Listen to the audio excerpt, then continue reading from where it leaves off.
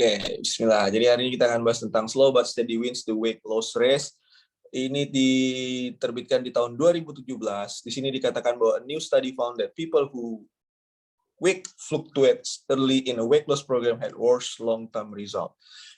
Jadi dia bilang teman-teman bahwa banyak orang yang mengalami yang namanya fluktuatif naik turun berat badan pada saat program diet itu biasanya pada saat long term ya program diet jangka panjang itu lebih buruk hasilnya dari ketika mereka mengalami yang namanya naik turun berat badan. Jadi turun naik. Biasanya long termnya tuh kan jauh lebih buruk.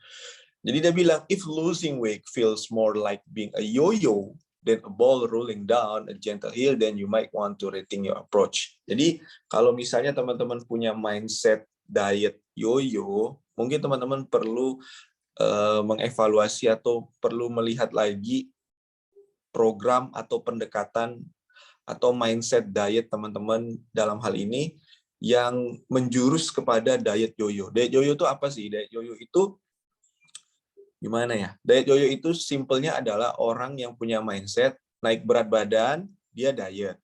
Habis selesai dia diet, kan turun tuh berat badannya. Nah, setelah turun berat badannya, dia akan balik lagi ke pola makan, gaya hidup yang lama karena dia udah turun kan.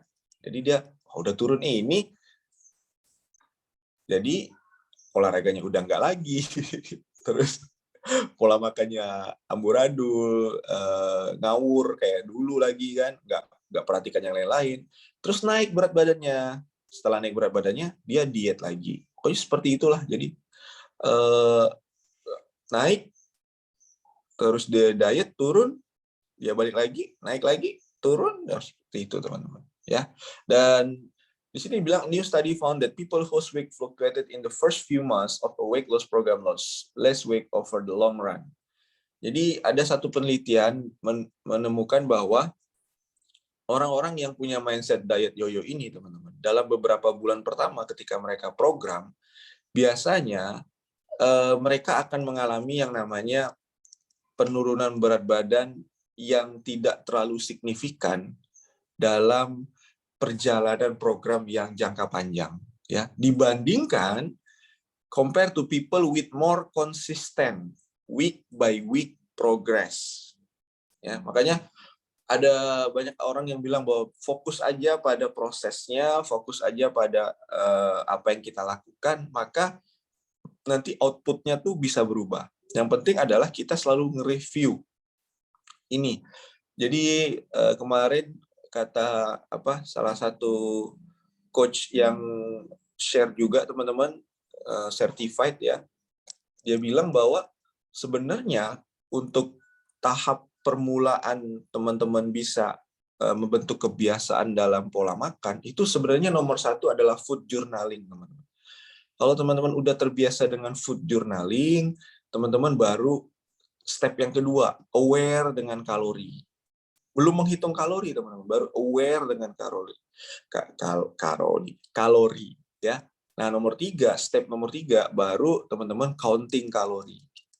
Walaupun teman-teman paham bahwa yang namanya untuk fat loss atau untuk program penurunan berat badan, fondasi dasarnya itu kan defisit kalori. Tapi memang tidak disarankan untuk menghitung kalori terlebih dahulu. Yang penting teman-teman untuk switching dari pola makan yang sebelumnya dengan pola makan yang mau teman-teman lakukan yang baru, at least minimal teman-teman melakukan yang namanya food journaling. Food journaling tuh ya simple, kayak misalnya hari ini makan apa aja, terus kok tiba-tiba hari ini laparnya terus teman-teman makan apa dan segala macamnya. Itu food journaling. Jadi membiasakan diri. Ya. Bahkan di sini bilang the Drexel University research suggests that this may help identify people early on who needs extra support in meeting their weight loss goals.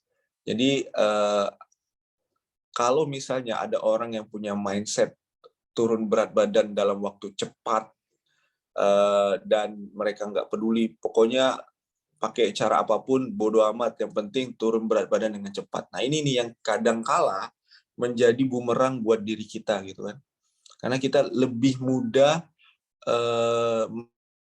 merasa tergoda dengan hal-hal janji-janji manis, turun berat badan dengan cepat. Ya, bahkan saya tuh pernah ditanya teman-teman, ya, Coach, saya pengen turun berat badan, tapi saya nggak mau atur pola makan, sama saya nggak mau olahraga. Hah? Terus gimana dong? Ya, bahkan setelah color sama nih. Bahkan setelah kita yang secanggih sedot lemak pun, teman-teman, itu setelah selesai sedot lemak, dokternya bilang, Ibu Bapak habis ini atur pola makan sama olahraga lagi ya. Hah. Itu pada sedot lemak. Intinya ya, bagaimana teman-teman habits dengan gaya hidup sehat dan aktif. The dangers of regaining weight that's been lost is nothing new to health professional. Bahkan naik berat badan lagi itu sebenarnya bukan sesuatu yang baru, karena memang banyak orang di luar sana yang ngalamin hal tersebut, teman-teman. If you are yoyoing namanya, ya. Jadi kalau kamu sering melakukan diet yoyo, that is a clear signal or red flag that it's about something more than the food you eat and the exercise you engaging. That there are probably ingrained patterns of behavior that we need to look at changing in order for it to stick long term. Bukan tentang pola makannya, bukan tentang olahraganya. Aku udah zumba tapi kok enggak turun berat badan ya? Apa aku harus angkat beban? Padahal aku udah no minyak, no garam, no lain-lain, tapi kok masih naik berat badan ya? Apa aku harus ganti pola makan dengan misalnya dengan lemak semuanya? Jadi kata health profesional ini, teman-teman, bukan tentang makanan yang kamu makan, bukan tentang jenis olahraganya, tapi tentang behavior, tentang perilakunya. Sehingga yang perlu kita pahami sekarang adalah sebenarnya behavior kita itu seperti apa. Ya, sehingga harapannya kita bisa bertahan secara long term dalam jangka waktu yang lama dalam program diet. Ya. Terus di sini dibilang bahwa yo-yo dieting leads to less success. Jadi pada penelitian yang dipublikasikan di tanggal 28 Agustus dalam jurnal Obesity, para peneliti ini mengumpulkan 183 partisipan, teman-teman, dalam a year-long behavior weight loss program. Jadi dikumpulin 183 orang itu, ternyata para peneliti menemukan bahwa orang-orang yang mengalami fluktuatif penurunan berat badan dalam jangka waktu 6 sampai 12 bulan, biasanya mereka akan lose less weight after 1 and 2 years. Maka di tahun 1 sampai 2 tahun ke depan hasil programnya nggak akan maksimal. Sebagai contoh, people who lost 4 pounds in 1 week regain 2 the next and then lost 1 the next and so on, did more poorly than people who lost 1 pound each week for the first 6 months. Intinya adalah bagaimana teman-teman berprogres dan teman-teman nggak hanya fokus pada berat badan di timbangan aja. Saya tuh sering ditanya, berarti salahkah kalau kita tuh fokus pada berat badan di timbangan? Enggak salah, teman-teman. Tapi menjadikan angka di timbangan itu sebagai the one and only progress goals kita, nah itu yang kadangkala secara tidak langsung itu mempengaruhi mindset kita tentang keberhasilan program diet. Saya selalu bilang bahwa program diet tentang angka di timbangan, it's good, teman-teman mau jadikan acuan, tapi masih banyak acuan lain juga yang teman-teman bisa jadikan sebagai tolak ukur keberhasilan program diet, teman-teman. Ya. Dan bahkan kita sering melihat orang-orang yang berat badannya sama, tapi looks-nya tuh beda. Ya. Penampakannya tuh beda. Kebugarannya tuh beda. Bahkan saya adalah salah satu orang yang mengalami yang namanya TOFI, teman-teman. Thin outside, fat inside. Jadi saya itu dulu berat badannya 57, 60 kilo, tinggi badan saya itu 178 sih, kurus banget, teman-teman. kurus banget. Tapi pas timbang di Tanita, jadi Tanita itu seperti timbangan body scan yang bisa kita tahu tentang massa tulang dan segala macamnya, massa otot. Nah, visceral fat saya teman-teman, lemak perut saya itu 10 waktu itu. Bahkan 11, pernah 11. Pantesan saya langsing tapi saya kurus sekali, tapi saya nggak bugar, saya nggak ngerasa fresh dan segala macam. Rupanya lemak perut saya beda jauh teman-teman, tinggi banget ya, udah masuk kategori bahaya. Jadi ini banyak orang yang mengalami yang namanya thin outside, fat inside, langsing atau kurus di luar tapi gemuk di dalam ya. Dan teman-teman harus paham bahwa lemak secara garis besar itu dibedakan menjadi 2, yaitu body fat sama visceral fat. Udah dijelasin juga di grup official kan, di grup edukasi, bahwa ada body fat, lemak di bawah kulit yang bisa kita cubit, sama visceral fat, lemak yang membungkus organ-organ dalam tubuh kita. Nggak bisa kita rasakan, nggak bisa kita lihat. Kalau mau dilihat harus pakai ronsen dan segala macam, atau bisa juga pakai body scan. Itu pun hanya melihat skalanya aja, ya. Terutama teman-teman kita yang ngalamin misalnya fatty liver, ya, itu kan gara-gara penyebabnya visceral fat-nya terlalu tinggi. Nah, jadi while weight variability over the first 6 months predict long-term success, research found that the 12-month variability was less affected by other factor. Jadi dia bilang bahwa it's okay, 6 months itu bisa kita lihat dalam waktu 6 bulan tuh kita bisa lihat. Ini kita bisa jadikan long term atau enggak dalam program kita, program jangka panjang atau enggak. Tapi sebenarnya setelah 12 bulan atau setelah 1 tahun, ada banyak faktor yang akan mempengaruhi bagaimana program penurunan berat badan yang akan kita lakukan, ya. Dan akhirnya teman-teman all volunteers, jadi partisipan peserta dari penelitian tadi, were given goals to focus on during the program, such as monitoring their habits, progress, and calorie intake, while also increasing their physical activity. Nah, inilah pentingnya kita punya goals dalam program diet kita, teman-teman.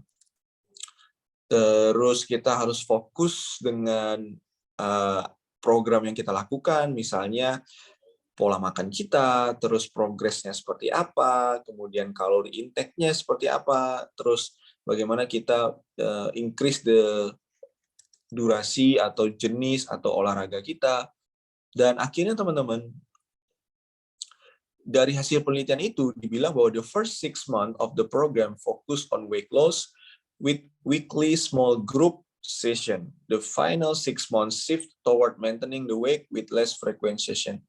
Dan hasilnya adalah people who reported higher binge eating, emotional eating, and preoccupation with food at the beginning of the study saw higher weight variability and lost less weight after 1 or 2 years. Jadi para partisipan yang memiliki binge eating, ya, emotional eating, terus preoccupation with food, itu biasanya punya variabel lebih besar untuk turun berat badan lebih sedikit dibanding orang-orang yang nggak ngalamin hal itu, ya.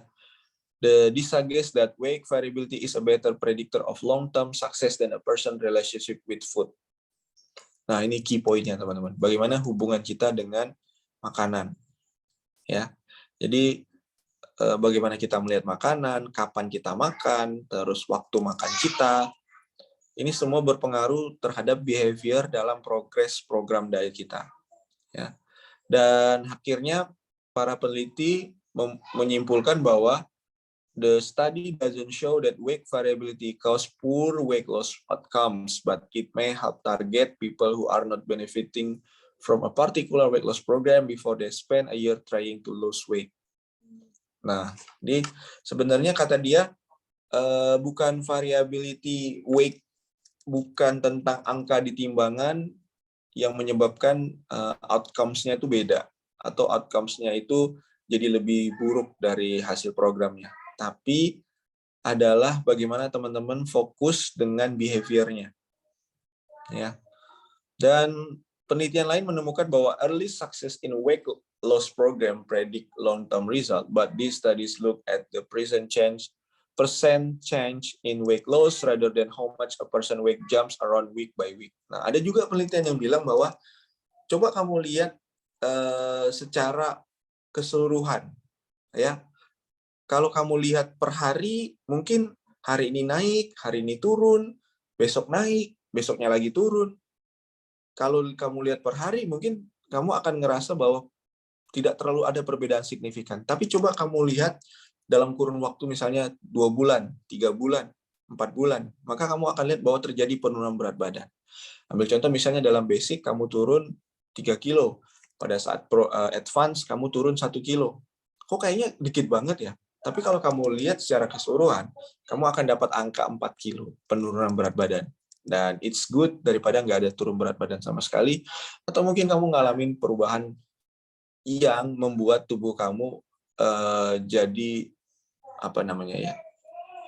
Jadi lebih shaping atau lebih ke arah fat loss dibanding ke weight loss.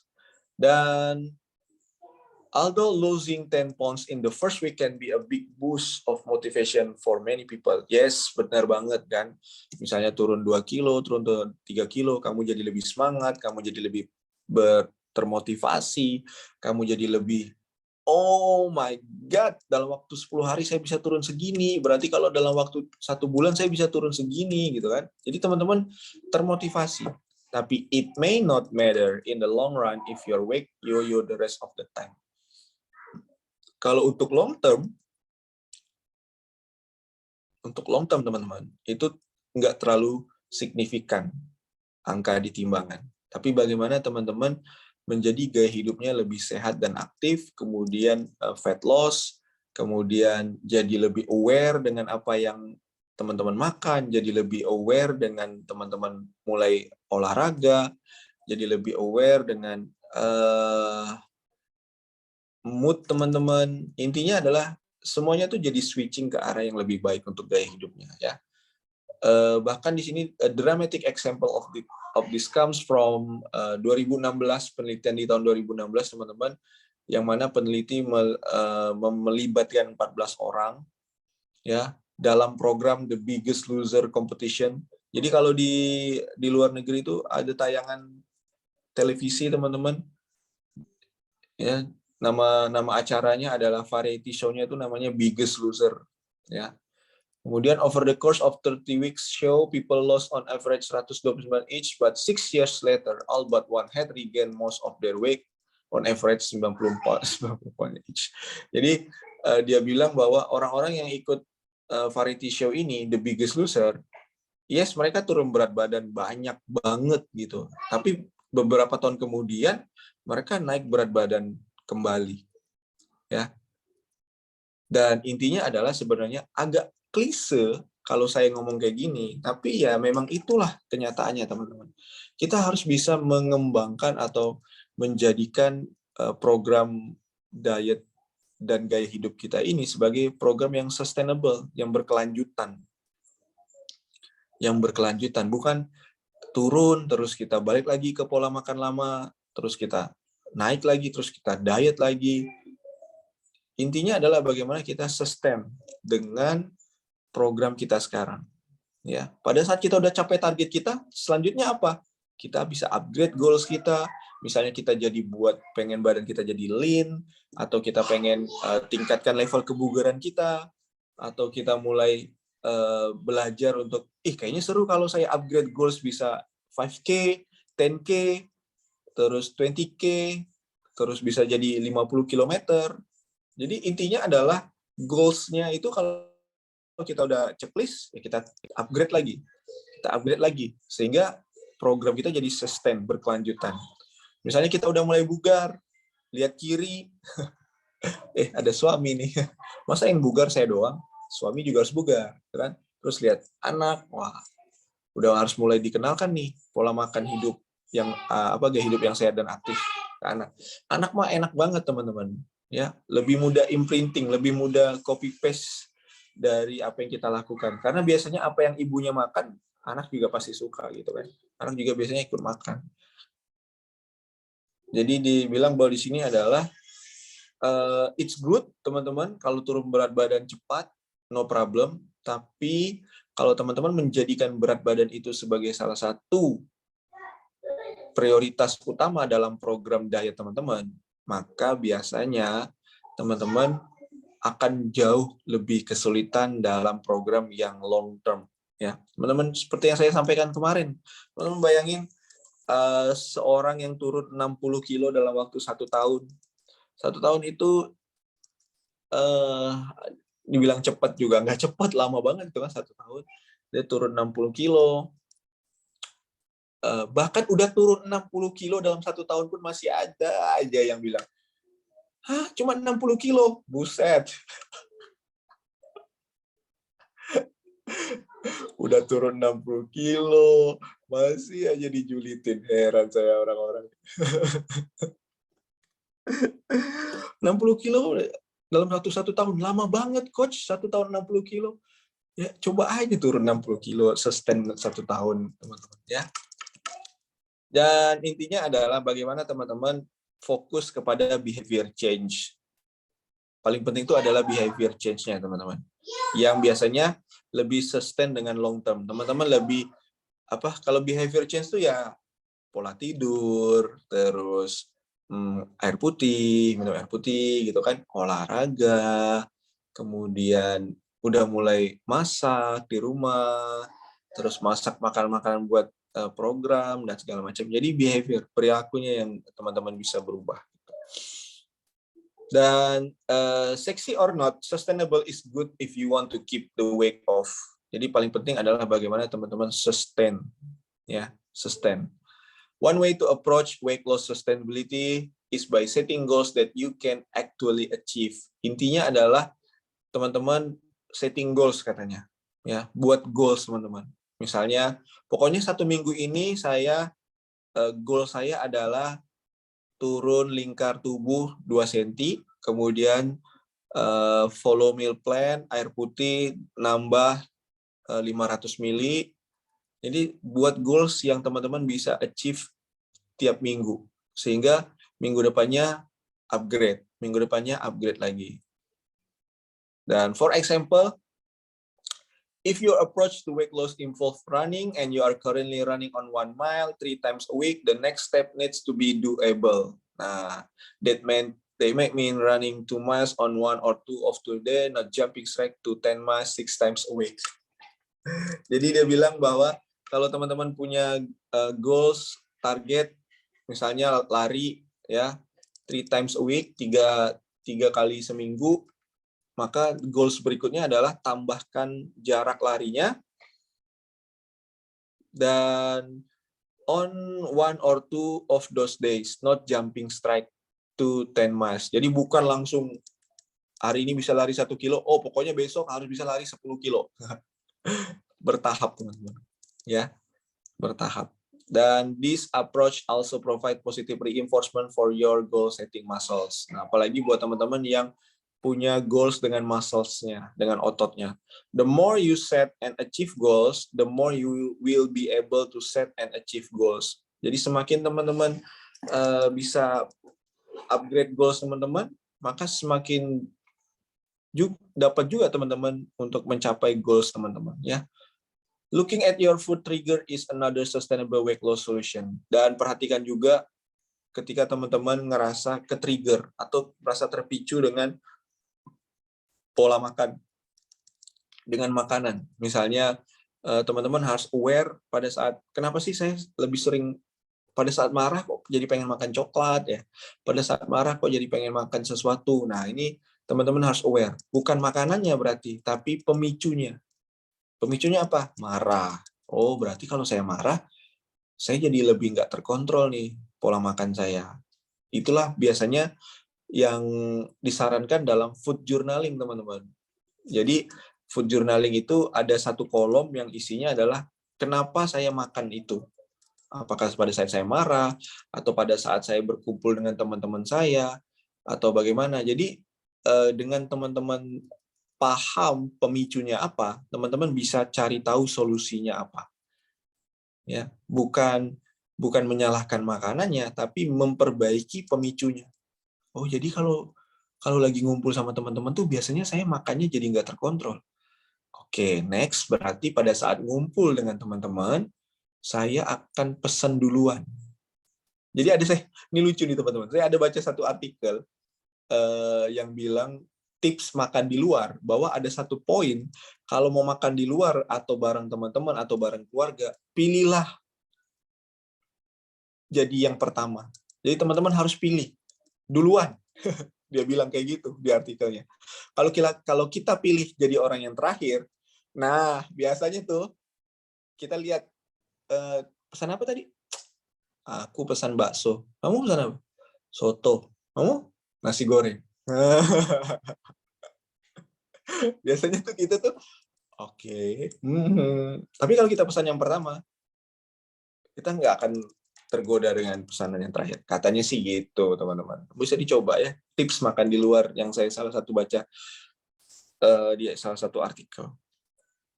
Terus di sini dibilang bahwa, do you eat when you are bored, stressed, or happy? Do you go out every Friday night with your coworkers out of habit? Do you automatically reach for a bag of pretzel when you sit down to watch your favorite television show? Nah, ini salah satu food trigger, teman-teman. Ya, apa kita lagi stres, lagi bosan, atau lagi bahagia, jadi kepicu buat makan makanan di luar program, atau misalnya kita lagi makan di luar dengan rekan kerja kita, atau misalnya kita ngemil pada saat kita lagi nonton acara di televisi dan segala macam. Nah, ini yang paling penting, kita harus aware dengan food trigger-nya. Ya.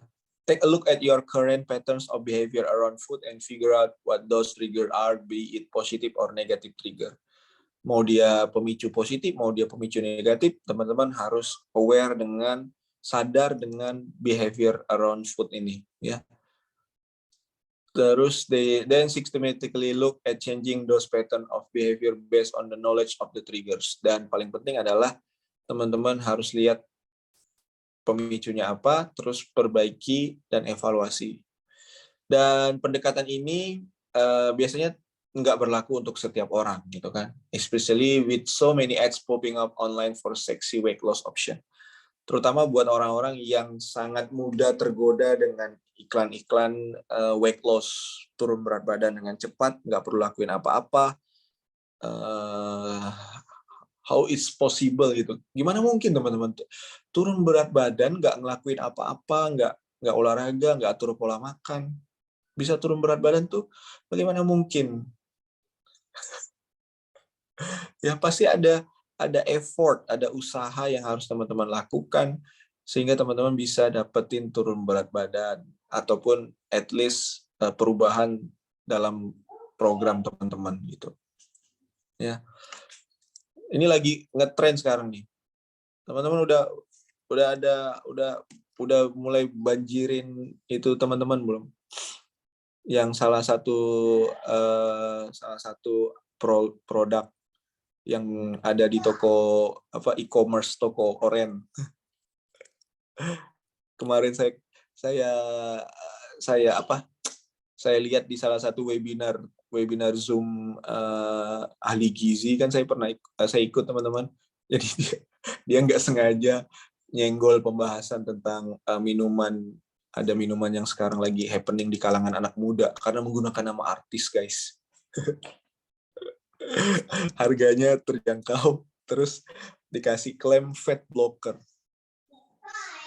Gimana? Ini ya teman-teman, kalau teman-teman dulu waktu SMA atau SMP belajar kimia atau belajar biologi, ya ada yang namanya metabolisme. Metabolisme itu melibatkan pencernaan, ya. Apapun yang masuk ke dalam tubuh teman-teman itu akan di breakdown, akan dipecah-pecah. Ya, misalnya masuknya daging, kandungannya apa aja, ada protein dan segala macamnya, masuk tuh dipecah, teman-teman. Jadi how it's possible itu bisa fat blocker tuh gimana? Masa lemak masuk ke dalam tubuh terus diblok langsung dibuang gitu? Aduh. Lemak yang masuk dalam tubuh dicerna lah, ya teman-teman. Satu-satunya, bukan satu-satunya, setahu saya teman-teman. Mohon maaf kalau saya salah. Yang tidak atau yang tidak dapat dicerna itu adalah serat, fiber. Makanya dia kalau masuk, apakah itu dia serat larut air atau serat larut tidak air, dia masuk, dia akumulasi dan segala macamnya di sistem pencernaan kita, habis itu dia keluar, dia nggak diserap dan segala macamnya. Tapi yang lainnya itu ada masuk fase metabolisme tubuh kita, protein, lemak, kemudian karbohidrat itu dipecah pasti. Ya, lemak tuh dipecah jadi asam lemak dan gliserol, protein dipecah jadi asam amino, karbohidrat dipecah juga lewat siklus Krebs dan segala macamnya jadi glukosa, kemudian jadi ATP dan segala macam. Jadi gimana mungkin ada fat blocker tuh? Aduh ya Allah, ada-ada aja ya. Dan people eventually come to me saying, dan katanya, kata artikel ini teman-teman, ada banyak orang yang sering datang ke dia dan bilang bahwa, oh my God, I'm tired of dieting, I'm tired of yo-yoing, I'm tired of being unsuccessful, kata dia. They get to the point of knowing this is about something more than just food and exercise. Ya kan, karena kita banyak teman-teman kita di luar sana yang bilang, aku tuh udah Zumba 2 jam setiap hari, tapi kok aku nggak turun berat badan. Aku padahal udah atur pola makan, nggak pakai goreng-gorengan dan segala macamnya, bla bla bla, tapi nggak juga turun berat badan. Jadi kata artikel ini teman-teman, is not about food dan exercise. Bukan hanya tentang olahraga dan makanan, tapi ini tentang bagaimana kita punya mindset yang bisa melakukan diet berkelanjutan, kemudian behavior atau perilaku kita berubah. Dan selesai. Ya. Ini kita akan bahas nanti teman-teman, the different stage of losing weight, fat loss and weight loss. Ya. Ada banyak hal yang perlu kita bahas.